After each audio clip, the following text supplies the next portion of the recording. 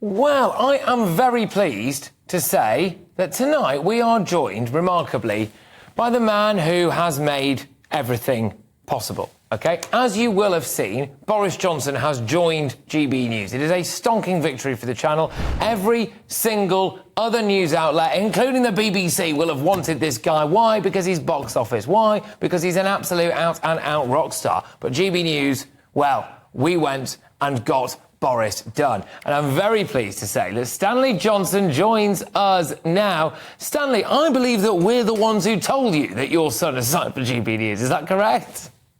You are 100% right.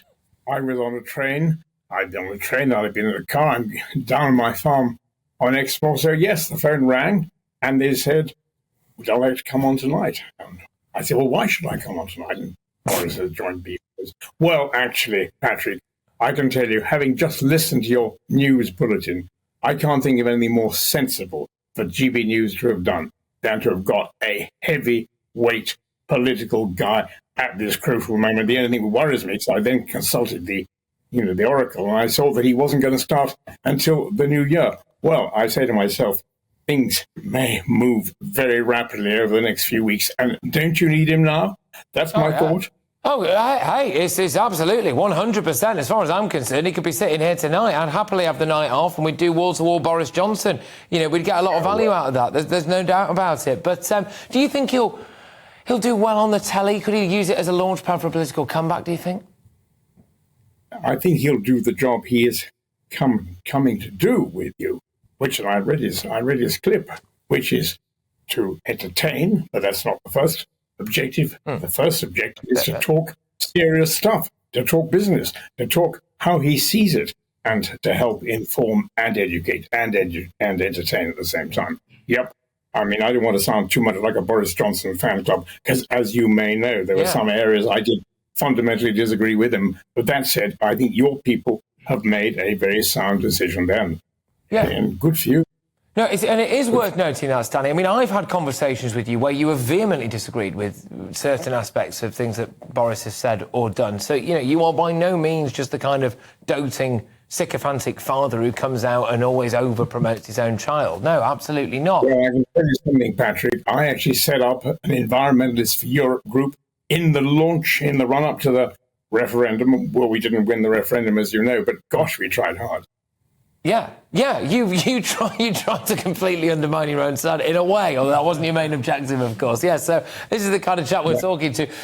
Look, how's Boris been recently? I believe he's out of the country at the moment, as is his right. I mean, has he been chomping at the bit to get back, do you think? Well, I'm not here to comment on the movements of my children. I can tell you, if I were to comment on the movements of my children, I'd be ready. I'd be doing a sort of wall map every day as to who was where. I see him there, looking at him now on the screen. He seems to be in. Hard to guess where that is. Well, he's probably meeting Ukrainian troops. Maybe I think that was a little while ago. But there he is, obviously. No, I think the answer is, I have been reading his column in the Daily Mail. I have been talking to him, and I think this is a man whose future is not yet in the past, if you see what I mean. He still has a future, and I think he's absolutely right with his talent in terms of getting messages across. This is the moment to do what he's doing. Now, my only concern is, are we going to get the right messages across? And I think that the auguries are good. I think he was right on Ukraine. I think he was very right on the environment. Truth to tell, I think the Conservatives are making a bit of a muddle now. On the environmental issue. You can say it's all related to moving away from Europe. But my gosh, we've got to be careful, because if the net result of, as it were, being Brexit is going to lead to a deterioration in environmental quality in this country, we need to think again. Yeah, I mean, there's no reason why it should do, to be fair. But Boris was a bit of an enigma, is an enigma, in the sense that, you know, relatively privileged upbringing. Like, fine, you know, there's nothing wrong with that, obviously. You know, good education, but goes down incredibly well with your kind of average northern man, the kind of Whitehaven man that they did so well to conquer at the election. For some reason, for all of Boris Johnson's flaws in his personality, people think he might be a bit disorganised and a bit chaotic. And, you know, there's been the odd scandal, hasn't there? Fair enough. Again, this is part of life. But for some reason, people forgive him. and people love him, and people vote for him, and he lights up a room. He's just got it, hasn't he? Did you always know he had something or not? Well, I'd say that all my children. When you're a father of 6 children, I think it's about 17 grandchildren, you've got to be very careful. Stanley? No, I'm not gonna pick sides there. Yeah, I mean, I think he's done a great job, and I can tell you something. Leaving all aside the serious stuff, he does have the ability to amuse people as well, and that counts. I met a man last night he was an MP, he was called Mark Logan, and he said he had the smallest majority in England up in some, what you call a red wall seat. And he was explaining to me that actually things are still going quite well for Conservatives up there among the working class people. Think of that. Yeah, it's amazing though, isn't it? When Boris Johnson was forced out, he didn't really quit. You know, assassinated, I think, is the word you're looking for. Yeah, I'll say that. He was assassinated by fellow Tories in the House of Commons. That, I think, would be the kindest description of what happened. And they were wrong to do that, weren't they? Because look at where they are now. Well, you said it. I would absolutely echo that.